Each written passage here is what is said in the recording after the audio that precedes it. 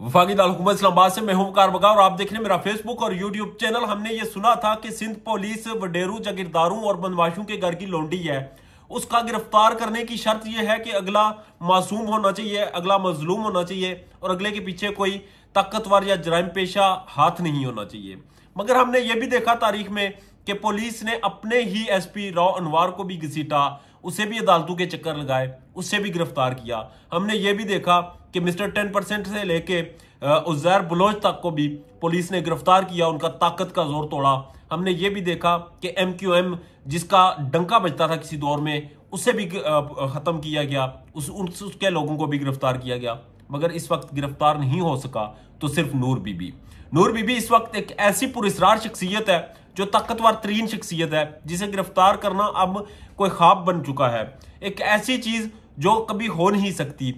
जाने क्या नूर बीबी के पास ऐसी की दरसंगी है कि सिंध पुलिस की टांगें कांपती हैं और वो उसे गिरफ्तार नहीं कर पाती। हमने ये भी देखा कि सिंध पुलिस ने झूठे वादे किए, झूठे ऐलानात किए और ये कहा कि टीमें तश्कील दे दी गई हैं और ये कहा कि हम नूर बीबी को गिरफ्तार करेंगे, मगर गिरफ्तार हुआ नहीं, कोई गिरफ्तार नहीं हुआ और ना ही सिंध पुलिस का इरादा है गिरफ्तार करने का। आज अदालत में समाअत थी, मगर आईओ ने रात को ही खबरें गर्दिश करने लगी थी कि आईओ ने अभी तक रत्ती भर भी कोई प्रोग्रेस नहीं की, रत्ती भर भी इस केस पे काम नहीं किया और पंजाब पुलिस को अभी तक अप्रोच तक नहीं किया कि नूर बीबी को गिरफ्तार किया जाए। और नूर बीबी अपने घर के सहन में बैठी हुक्के के कश लगा के धुएं के पाकिस्तान के आइन और कानून की जो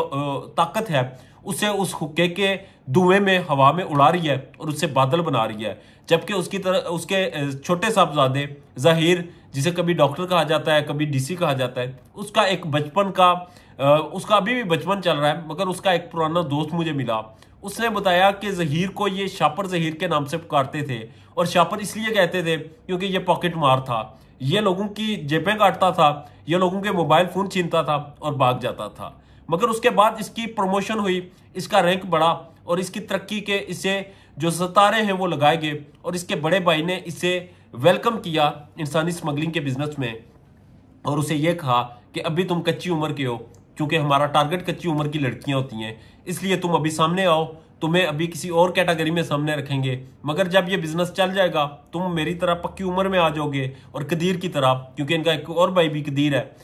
हमारी तरह फिर तुम किसी और रैंक पे जाओगे। मगर अभी तक ये जहीर को एक किसी और लेवल पे इन्होंने रखा था। जबकि नूर बीबी इस वक्त कह रही है कि आप धंधा करें, आप कारोबार करें, आप मजीद टारगेट्स ढूंढें और हम कामयाब होंगे, क्योंकि हमें कोई रोकने वाला नहीं, हमें कोई रोक नहीं सकता। वो सच कह रही है, वो सच इसलिए कह रही है क्योंकि नूर बीबी जानती है पाकिस्तान के आइन की ताकत, पाकिस्तान के कानून की ताकत, पाकिस्तान के अदारों की ताकत और इन सब को कंट्रोल करने का तरीका भी जानती है। नूर बीबी ना तो कोई पॉलिटिशियन है, ना ही कोई सरमायादार है, बज़ाहिर वो एक झुग्गी में रहने वाली खातून थी, मगर ये एक बड़ी बड़ी तशवीशनाक सूरत हाल है कि क्या वजह है, ऐसा क्या इसके पीछे है कि नूर बीबी को अभी तक पुलिस हाथ नहीं डाल पाती। ये एक बड़ा सवाल है और बड़ा तशवीशनाक सवाल है कि क्या वजह है कि नूर बीबी जैसी आम औरत को पुलिस गिरफ्तार नहीं कर पाती और जज साहब समाअत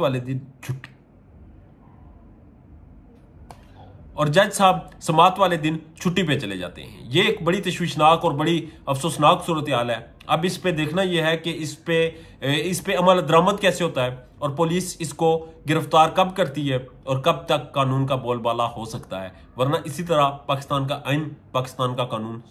शर्मिंदा होता रहेगा। अपना ढेर ज्यादा ख्याल रखिएगा और हमारे चैनल को सब्सक्राइब कर लीजिएगा और बेल आइकन को क्लिक कर लीजिएगा ताकि हमारी वीडियोज आप तक बर वक्त पहुंचती रहें। वफाकी दारुल हुकूमत इस्लामाबाद से मैं हूं वकार बगा और आप देख रहे हैं 27 न्यूज HD। वफाकी दारुल हुकूमत इस्लामाबाद से मैं हूं वकार बगा और आप देख रहे हैं 27 न्यूज HD। आज बात करेंगे मगविया ज़ारा काज़मी केस के हवाले से, उसकी समाअत के हवाले से। मगर उससे पहले अगर आपने हमारे चैनल को सब्सक्राइब नहीं किया, सब्सक्राइब कर लें, बेल आइकन को क्लिक कर लें ताकि हमारी मजीद वीडियोज आप तक बर वक्त पहुंचती रहें।